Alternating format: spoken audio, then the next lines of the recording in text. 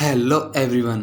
आज हम देखेंगे एक मूवी जिसका नाम है ब्लडशूट, जो कि रिलीज हुई थी 2020 में। फिल्म शुरू होती है मोम्बासा केन्या से, जहां यूएस आर्मी एक मिशन को अंजाम दे रही है, जहां वो कुछ आतंकवादियों को मारने आए हैं।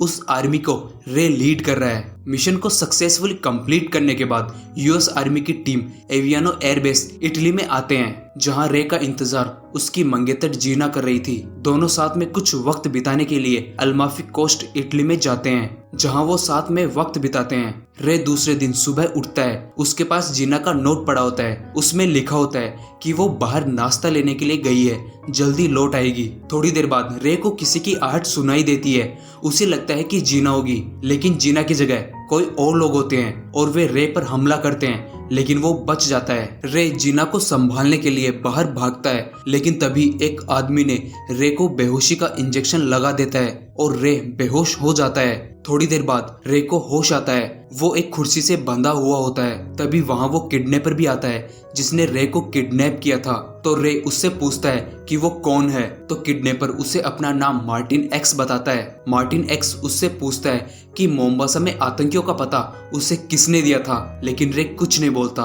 तो मार्टिन एक्स रे की मंगेतर को भी किडनैप कर उसके सामने बैठा देता है। मार्टिन एक्स रे को बार बार पूछता है कि उसको आतंकियों की खबर किसने दी और वो जीना को जान से मारने की धमकी दे रहा था, लेकिन रे बार बार उसे बोल रहा था कि उसे नहीं पता, उसका काम बस ऑर्डर्स फॉलो करना है। लेकिन मार्टिन एक्स उसकी बात नहीं मानता और जीना को मार देता है और साथ ही रे को भी शूट कर देता है। रे को कुछ वक्त बाद होश आता है। वो एक लैब में होता है, जहां उसके पास एक लड़की उसे संभालने के लिए आती है, जिसका नाम केटी होता है। थोड़ी देर बाद रे से मिलने डॉक्टर एमिल आते हैं। रे डॉक्टर से पूछता है कि वो कहाँ पर है। तो डॉक्टर रे को बताता है कि इस संस्था का नाम राइजिंग स्पिरिट टेक्नोलॉजी है। डॉक्टर रे से उसका नाम और बैच नंबर पूछता है, लेकिन रे को कुछ भी याद नहीं होता। वो सब कुछ भूल चुका था। रे डॉक्टर से पूछता है कि वो यहाँ कैसे आया। तो केटी उससे बताती है कि उसकी बॉडी यूएस आर्मी ने उन्हें डोनेट की थी और आर्मी उन्हीं बॉडीज को डोनेट करती है जिनको कोई क्लेम करने नहीं आता।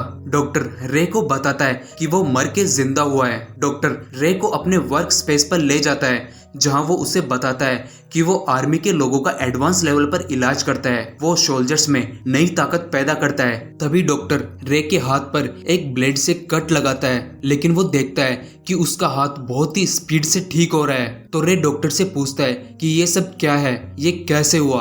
तो डॉक्टर उसे बताता है कि उसके अंदर उन्होंने नैनाइट्स डाले हैं, जो कि किसी भी चोट को बहुत ही स्पीड से ठीक करते हैं, चाहे चोट जानलेवा हो। तो रे उनसे पूछता है कि क्या ये उनके खून में है। तो केटी बोलती है कि यही तुम्हारा खून है और इनको भी एनर्जी की जरूरत होती है और ये एनर्जी ये लैब देती है। डॉक्टर रे को बताता है कि 15 साल की उम्र में कैंसर की वजह से उसका भी एक हाथ काटा गया था, लेकिन उसने खुद के लिए एक नया हाथ बनाया।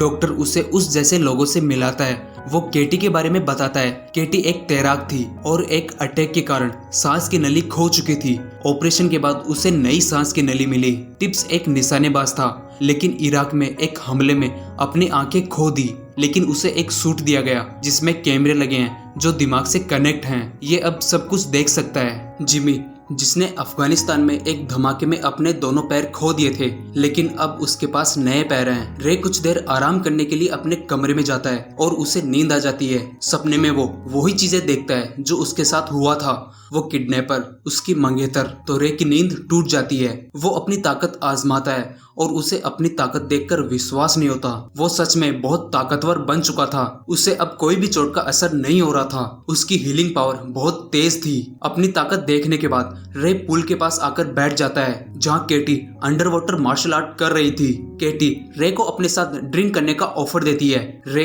हाँ बोल देता है। दोनों साथ में ड्रिंक कर रहे होते हैं। तभी अचानक उसे जीना के कातिल का चेहरा याद आ जाता है। रे वहां से जाने लगता है, लेकिन केटी उसे रोकने की कोशिश करती है। रे उसे कहता है कि उसे सब कुछ याद आ गया है। इतना कहकर वो वहां से निकल जाता है। ये बात डॉक्टर को पता चलती है। डॉक्टर रे से कांटेक्ट करता है। वो उससे पूछता है कि वो कहाँ जा रहा है। तो फिर रे डॉक्टर से पूछता है कि वो उससे बात कैसे कर पा रहा है। तो डॉक्टर उसे बताता है कि तुम्हारे ब्रेन में करोड़ों माइक्रो प्रोसेसर मौजूद हैं, उनसे। डॉक्टर उसे वापस आने के लिए बोलता है। तो रे डॉक्टर से बोलता है कि वो अपनी मंगेतर के कातिल को मारने जा रहा है। काम खत्म होने के बाद वो लौट आएगा। तभी डॉक्टर देखता है कि रे के नैनाइट्स मार्टिन मार्टिन एक्स को ग्लोबल लेवल पर सर्च कर रहे हैं। रे के नैनेट्स एक प्लेन का मैनुअल पढ़कर प्लेन उड़ाना सीख गए और रे डॉक्टर का प्राइवेट प्लेन लेकर हंगेरी जाता है। हंगेरी जाकर रे मार्टिन एक्स की कार पर हमला करता है। रे पर ना तो किसी गोली का असर होता है और ना ही किसी बॉम्ब का। वो हर बार रिकवर कर जाता है। रे मार्टिन एक्स को मार देता है। मार्टिन एक्स को मारने के बाद रे हंगेरी के एक रनवे पर आता है जहां उसका इंतजार केटी, टिब्स और जिमी कर रहे थे।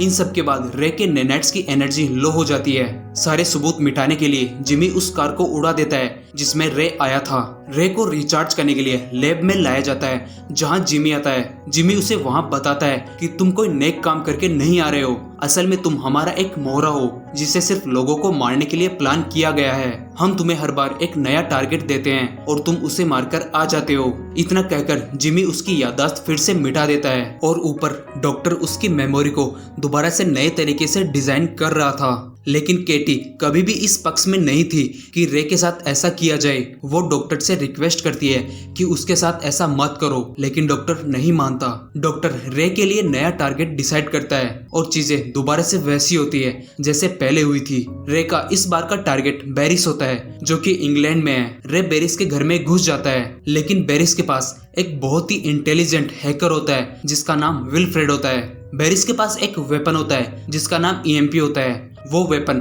रे को जान से मार सकता है। ये बात डॉक्टर को पता चलती है तो डॉक्टर रे को बार बार बोलता है कि वहां से निकलो, लेकिन रे नहीं सुनता क्योंकि उसका सिग्नल ब्लॉक होता है। रे बेरिस को मार देता है, लेकिन विल्फ्रेड उस ईएमपी वेपन को एक्टिवेट कर देता है। इसकी वजह से रे के नैनेट्स बंद हो जाते हैं और रे बेहोश हो जाता है। कुछ देर बाद विल्फ्रेड करंट के झटके देकर रे को होश में लाता है। विल्फ्रेड रे को बोलता है कि वो चाहता तो उसे मार सकता था, लेकिन उसने बेरिस के मरने तक वेट किया। रे उसे बताता है कि जब तुम उसे बिजली का झटका दे रहे थे तब उसने अपनी मंगेतर को देखा, लेकिन हर बार कातिल कोई और होता है। ये बात उसे समझ में नहीं आ रही तो विल्फ्रेड उसे बताता है कि मरने वाले सारे आरएसटी से थे। डॉक्टर उसके दिमाग को प्रोग्राम कर रहा था। ये बात रे को भी समझ में आ जाती है कि उसके दिमाग में डरावने सपने डाले ताकि उनका मकसद पूरा हो सके। रे अपने नैनेट्स का सैंपल निकालकर विल्फ्रेड को देता है कि इसका पता करो कि ये क्या है और कैसे काम करते हैं। रे बेरिस के गैरेज से एक गाड़ी लेकर जीना को ढूंढने जाता है जिसमें कोई ऑटोमेटिक पार्ट नहीं होता। डॉक्टर को बेरिस के घर पर कुछ हलचल महसूस हुई। उसने रे की गाड़ी निकलती हुई दिखी तो डॉक्टर टिब्स और जिमी को गाड़ी का पीछा करने के लिए भेजता है। रे जीना को ढूंढने के लिए लंदन जाता है जहां रे को जीना मिल जाती है, लेकिन तभी पीछे से जीना की बेटी आती है। जीना रे को वहां से जाने के लिए बोलती है और कहती है कि उसकी अब एक फैमिली है और हमारा अलग रहना हम दोनों का फैसला था। रे जीना से पूछता है कि हम आखिरी बार कब मिले थे, तो जीना उसे बोलती है कि हम आखिरी बार 5 साल पहले मिले थे। इतना सुनकर रे वहां से चला जाता है। तभी जिमी और टिब्स रे पर हमला कर देते हैं। टिब्स रे के अंदर सिग्नल डिवाइस लगा देता है और तभी डॉक्टर रे को ऑफ कर देता है और विल्फ्रेड को मारने के लिए केटी को भेजता है। केटी विल्फ्रेड को बेहोश कर अपने साथ ले जाती है, लेकिन केटी डॉक्टर को बोलती है कि विल्फ्रेड बच निकला, उसको उसके आने की खबर थी। तो डॉक्टर रे के लिए अगला टारगेट विल्फ्रेड को ही बनाने की बात करता है, लेकिन केटी फिर से इस पक्ष में नहीं होती। फिर केटी उस सिम में चली जाती है जहां रे की मेमोरी चल रही थी और उसे वहां से उसका ध्यान हटाने की कोशिश करती है और उधर विल्फ्रेड रे के नैनेट्स को हैक करके उसके माइंड को कंट्रोल करने की कोशिश कर रहा था और तभी रे को होश आ जाता है। केटी डॉक्टर के सर्वर रूम को तबाह कर देती है। रे को रोकने के लिए जिमी और टिब्स उसके पीछे आते हैं, लेकिन दोनों मारे जाते हैं। डॉक्टर रे को रोकने के लिए उस पर बम छोड़ता है। इस वजह से उसके नैनेट्स की एनर्जी बहुत ही स्पीड से लो होने लगती है, लेकिन रे फिर भी नहीं रुकता और आखिरकार रे फिर डॉक्टर को भी खत्म कर देता है और खुद भी मारा जाता है क्योंकि उसके नैनेट्स पूरी तरह से खत्म हो चुके होते हैं। लेकिन कुछ वक्त बाद रे को होश आता है। वो अब पूरी तरह से ठीक है। विल्फ्रेड ने उसे ठीक कर दिया था। इसी के साथ फिल्म खत्म हो जाती है। तो आई होप ये फिल्म और वीडियो आपको पसंद आया होगा, और अगर पसंद आया है तो वीडियो को लाइक करें, चैनल पर नए हो तो चैनल को सब्सक्राइब करें और बेल आइकन को भी जरूर प्रेस करें। तो मिलते हैं अगले वीडियो में एक नई मूवी या वेब सीरीज के साथ। तब तक के लिए गुड बाय।